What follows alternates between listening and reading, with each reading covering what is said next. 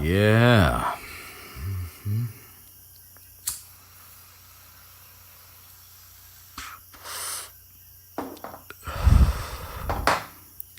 Welcome to episode 2 of Harry Potter Abridged.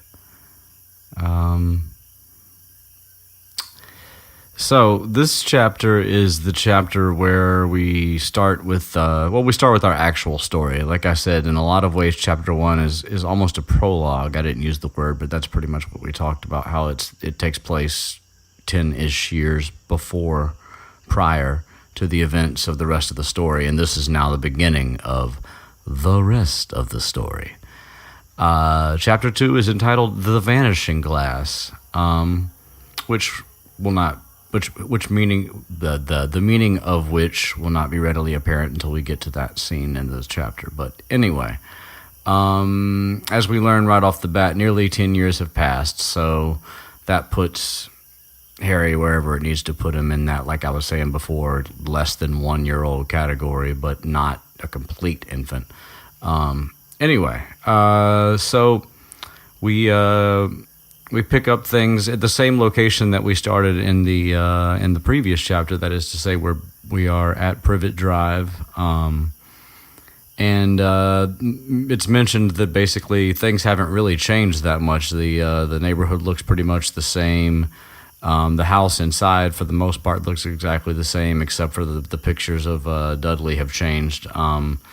And yeah, he hasn't changed that much. He's still fat and round and,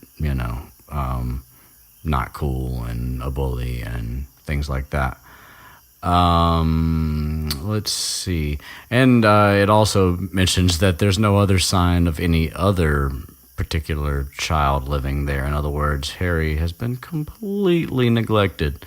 Well, as neglected as is possible. And I mean, and that's something, I was going to go ahead and say this early on. Like, a lot of people dismiss Harry Potter off top because, it's a children's series. And it's like, it is. I mean, and yeah, like when you read something like A Song of Ice and Fire, which is obviously like, deals with a much, much, much more brutal reality set, also in a medieval period. We should also mention that Harry Potter is sort of,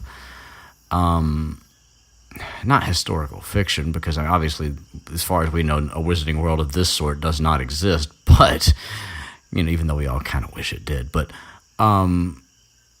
it does exist alongside like a reality, basically the reality of our world on Earth, in England, places, the locations and the society and everything surrounding it is what we know. Whereas obviously Westeros is not only fantastical in a different location, but also it's a medieval setting. So anyway, tangents, #tangents. Here we go.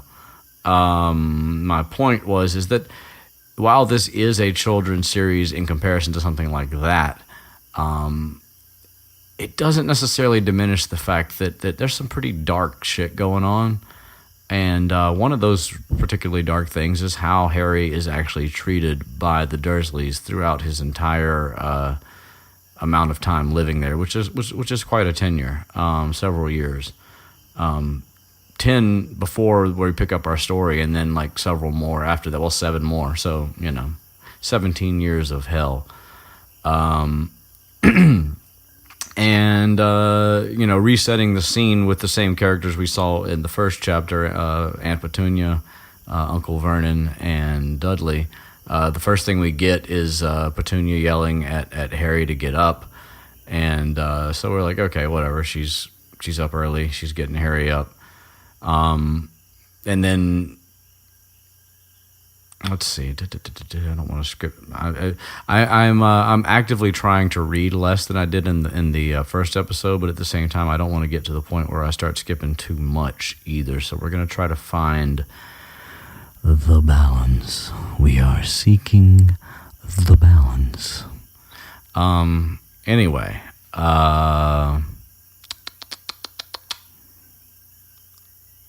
And we get a reference back to the first chapter. Harry had been having a dream, and there was a flying motorbike in it, which, he has he has like these distant memories of the things that happened to him before he landed at the Dursleys. But he kind of, because they come from such an early part of his life, they essentially don't register as being real. Not to mention that he's been lied to, but we'll get to that.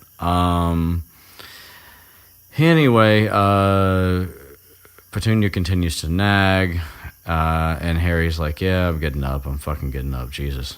And then Petunia makes him aware that it's Dudley's birthday and that he's needed in the kitchen to mind the bacon and make sure that it doesn't burn, because it's Dudley's fucking birthday. And of course that means, well, the whole world revolves around that. So and so we get a little picture of the setting, and so then we realize pretty quickly that Harry doesn't have a bedroom, even though there is an extra bedroom, which we'll soon learn. Harry sleeps in a cupboard under the stairs. So something about symbolism there, maybe. They continue to, quote unquote, hide their secret to the best of their ability, and that's represented in how they treat Harry from the time that he enters their household. Let's see. And of course there are spiders in the cupboard under the stairs, but Harry's used to spiders, so he's actually not scared of them, which also huge foreshadowing, and also by huge I mean huge spider foreshadowing, that it doesn't scare Harry, but another one of our beloved characters is terrified of spiders. We'll get there. Maybe we'll get there. I don't know. That's a long way away. Let's continue. So let's see. And then, so Harry comes into the kitchen. There's a giant pile of presents on the table. Dudley got all kinds of ridiculous shit. A computer, a second television, and a racing bike, which is kind of funny because apparently Dudley doesn't do any exercise. Again, it's emphasized that he and Vernon both are very much overweight. Probably the most unhealthy kind of overweight, the spoiled rich and don't do anything with your time to burn any calories overweight, not the other kinds that are plenty out there that, are medical problems, et cetera, et cetera. We are non-discriminatory here. These guys are just pricks. So yeah, moving on. Dudley's got a lot of presents, and anyway. Oh, and another thing mentioned, going along with the way Harry is treated here. It mentions that Dudley does not exercise, but he does like to punch Harry, and he does like to punch, and Dudley's favorite punching bag is Harry. But of course, Harry also is quick, as it happens to be mentioned here, and so he's not always able to be caught. And if he can't be caught, he can't be hit. So, also foreshadowing. Like, it's amazing if you really break it down and you really are familiar with the series. It's amazing how much early on is set up. Just all these details.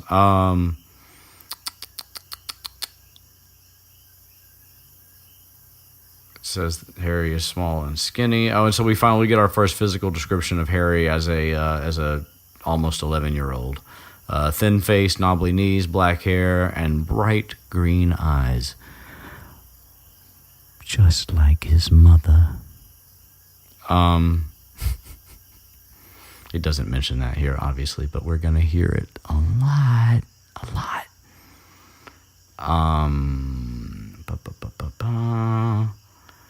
And ironically, it says that the only thing Harry actually liked about his own appearance was his scar, his lightning bolt scar. He thinks that's kind of cool, actually. Which his aunt and uncle decided, auntie, depending on what you like there. I'm from the South. I say aunt. I don't know. Whatever. They lied to him and told him that his parents died in a car crash. So he assumes that somehow he got a lightning-shaped scar, but is in a car crash. But of course, when you're a kid and you don't have any other information to work on, you have to kind of believe what the adults tell you because there's nothing else to go on.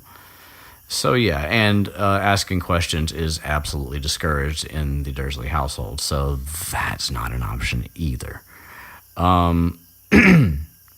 Let's see. Vernon comes in, barks at him about his hair. And then we start to get here and there we get some looks at peculiarities about Harry, which of course, even if you don't know anything about the series, when you first pick up the first book, you have to assume that since the series is named after Harry, that there's going to be something special about him. But we don't just get it all served to us up at once. We get little bits by bit. And sometimes in ways that don't even seem that they're describing that kind of thing. So, I don't know. To me, that's actually one of the brilliant things about her writing. It's actually fairly efficient. She does a good job of wrapping exposition inside of exposition. So it's like you get to learn about how much of an asshole Vernon is, or continue to learn, to Harry. And we also learn things about Harry that make him a little odd and different from what we consider normal. Vernon barks at him about his hair, and then it's mentioned that that Vernon basically wants him to get his hair cut every week or so. And the thing about it is that every time he gets it cut, no matter how he gets it cut, it grows back exactly the same. Exactly the same. And this is hair. We do, don't get me wrong, most people do have either their little crowns or their cowlicks or their things that their hair does, but it's a bit much. So anyway, and then Dudley comes in, and we get a chance to see that he's basically his father in miniature. Just large pink face, not a lot of neck, small blue watery eyes, and thick blonde hair. His thick fat head. We also get some really good... Harry has some great internal jokes. Harry has a great fucking sense of humor, in my opinion. It's a little... maybe not dark, but a little biting. But, shit, he grew up in this household, so it's kind of not shocking. But, yeah. And also, British humor is just a little bit drier and funnier anyway sometimes, so there's that. But, Petunia often said that Dudley looked like a baby angel. Harry often said that Dudley looked like a pig in a wig. I love shit like that. So anyway, so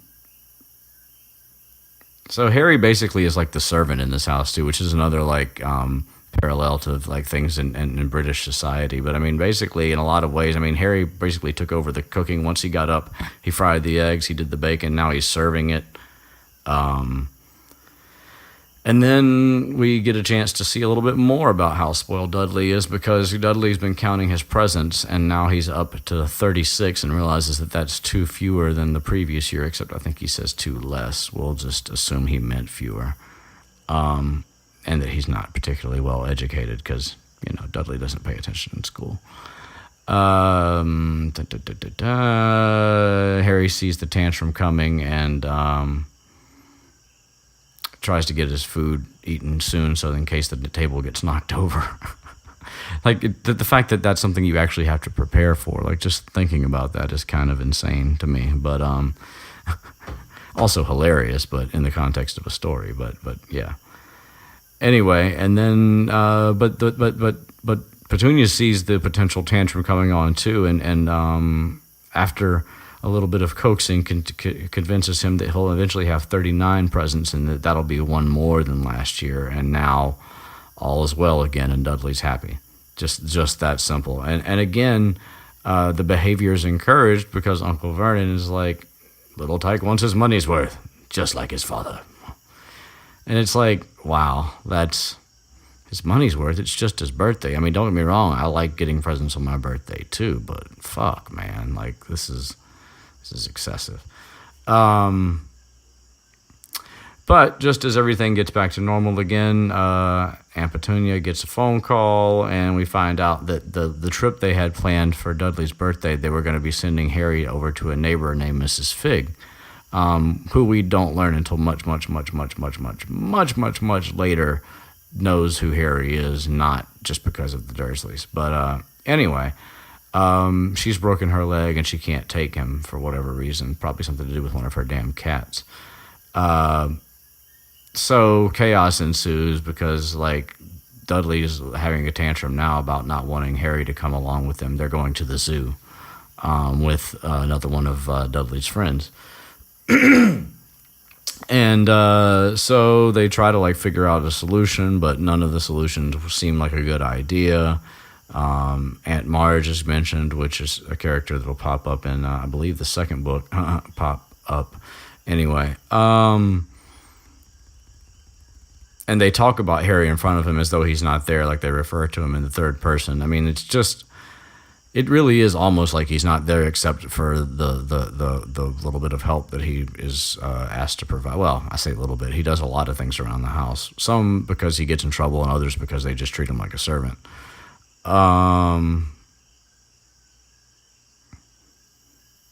Yeah, more options. None of them are going to work. And Harry's like, why don't you just, hey guys, why don't you just leave me at home? Like, let me just chill here. And they're like, they're not having it. They're like, they somehow assume that the house is going to be blown up or something, which of course Harry assures him it won't be. But and then Petunia suggests taking him to the zoo but leaving him in the car, to which Vernon responds, that car's new. I mean, it's just it's pretty insane. But yeah. And of course, Dudley starts to have a fake crying fit because he's like, I don't want him to come. And he's faking. According to Harry, Dudley hasn't actually cried in years, but he knows how to throw a tantrum and he knows how to get his mom, basically to manipulate his parents, especially his mother, which a lot of young boys do, but this is obviously to the excessive degree. And then, so now to speed up the urgency of the decision of what to do with Harry, Dudley's friend shows up, and they basically realize that they're going to have to take him. And so Harry feels lucky, which he should know better. But he feels very lucky at the time. And Vernon gives him a warning, and again with the like severity of his living situation, like he's like, if anything happens, you'll be in the cupboard from now till Christmas, like imprisoned. I mean, obviously they send him to school, but that's about the extent of it. Let's see.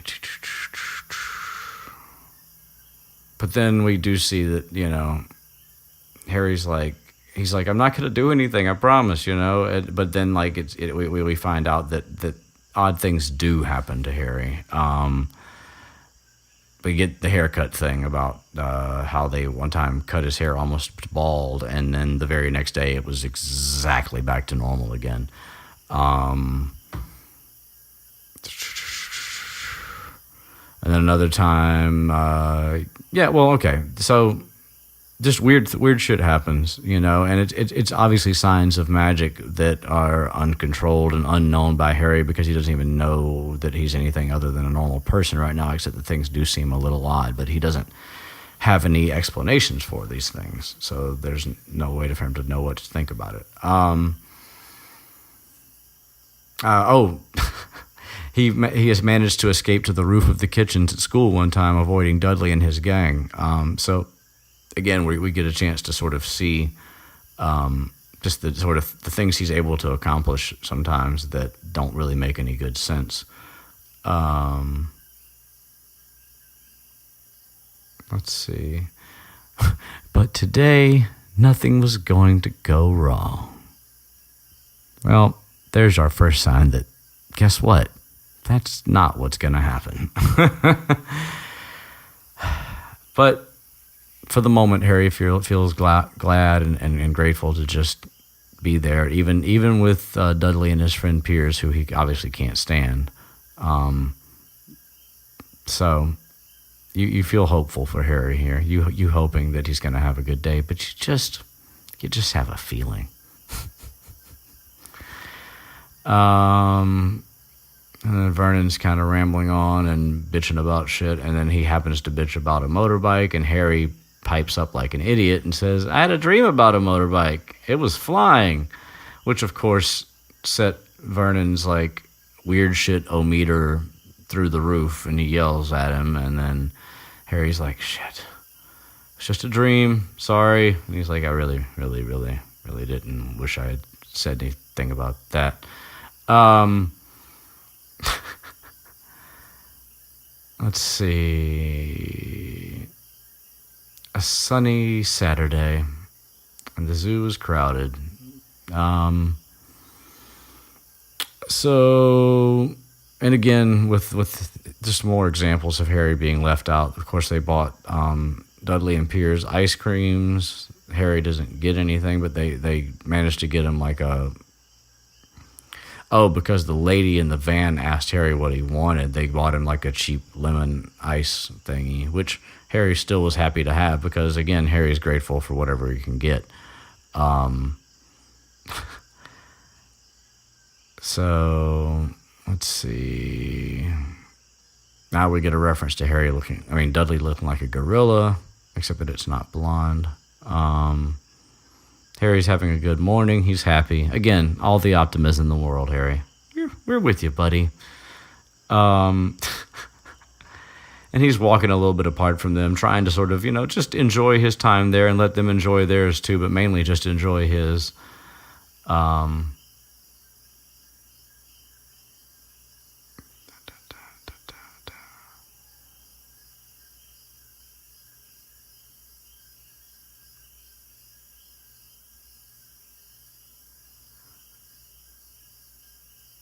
Yeah, good things keep happening, and then Harry eventually says he should have known that it was all too good to last.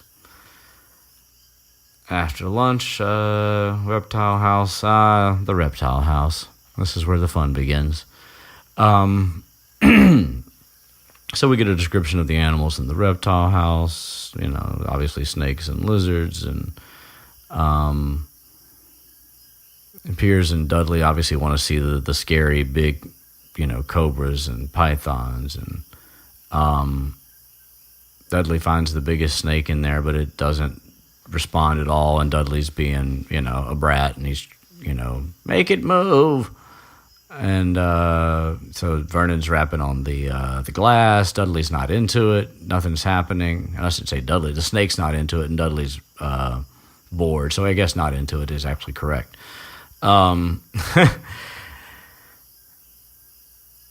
And so then Harry decides to have a look in there, and because he's like, damn, this big snake looks like it's about died. But he also figures that, the snake's probably bored to death too from all the stupid people. So, and then the snake suddenly opens its eyes. And that's, after everybody else has kind of drifted off, and it's just Harry and the snake, and the class between them.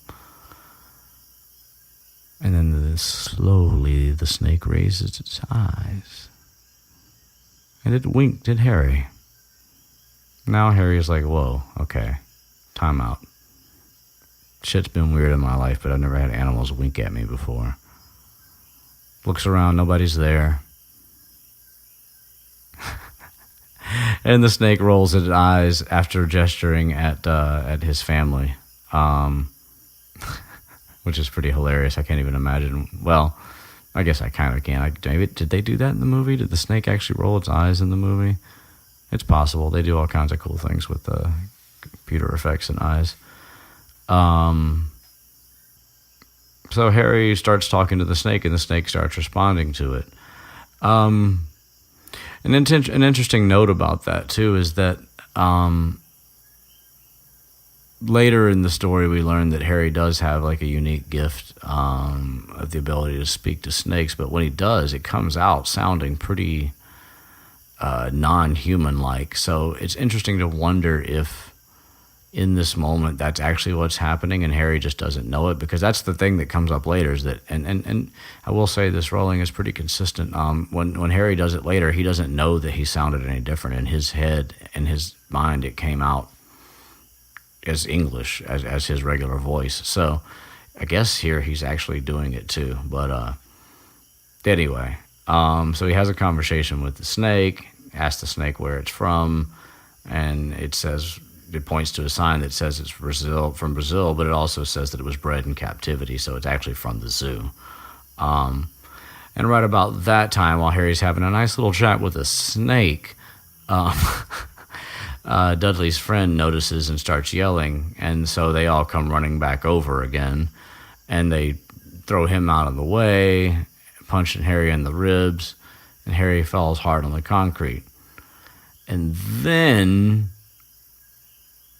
key alert here to the title of the chapter, and then the glass that separates the people from the snake is gone. And, Piers and Dudley had been leaning right up against the glass, and the next thing you know, they're like leaping back and howling.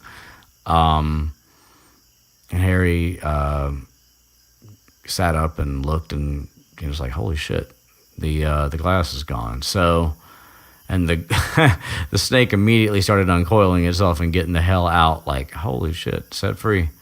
And he hears the snake on its way out saying that it's headed to Brazil. Good luck. I mean, maybe they can swim. That's a lot of swimming.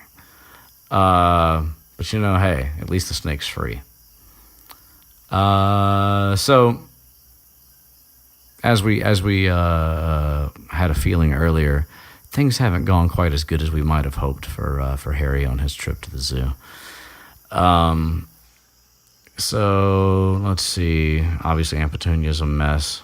And of course, in true English fashion, the zoo director made her some tea, because that's what you do in England. People have a problem, you make tea. Of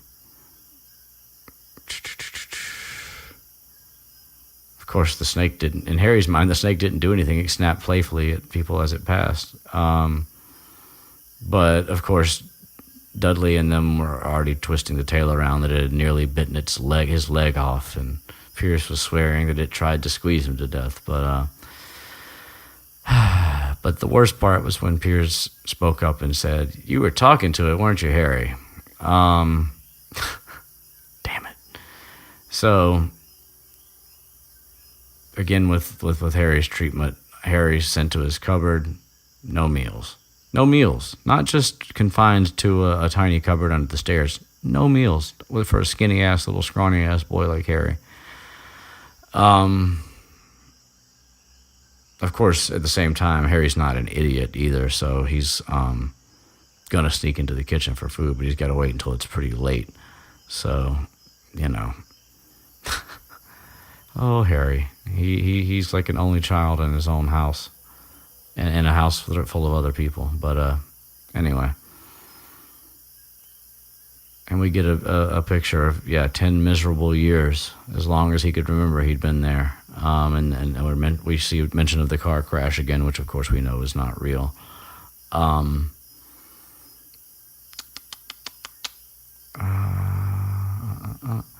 And we get another hint that Harry does have a little tiny vague memory of what happened to his parents for real, because he does, or at least what happened to him, because he comes up with this strange vision when he tries to think really, really hard, and it's of a blinding flash of green light and a burning pain on his forehead. And of course he tries to somehow associate that with the car crash, although he still can't figure out where the green light came from. But he doesn't remember his parents. And of course, there are no questions to be asked. So, and of course, Harry's dreamed that maybe someday a distant relation might come and take him away. Something that would, a way for him to escape the Dursleys. Something that he really, really wants to have. But it never happened. And the Dursleys, as far as he knows, are his own family, and really they are. But, as we learn in this story, and as many of us know in life, our family is not just the people that we're related to by blood, but the people we choose, and that choose us. And Harry even sees strangers in the street that seem to know him. And we get mentions of people in violet top hats bowing to him, and a wild-looking woman dressed in all green, a bald man with a very long purple coat. We get mentions of people that are dressed oddly with interesting colors. But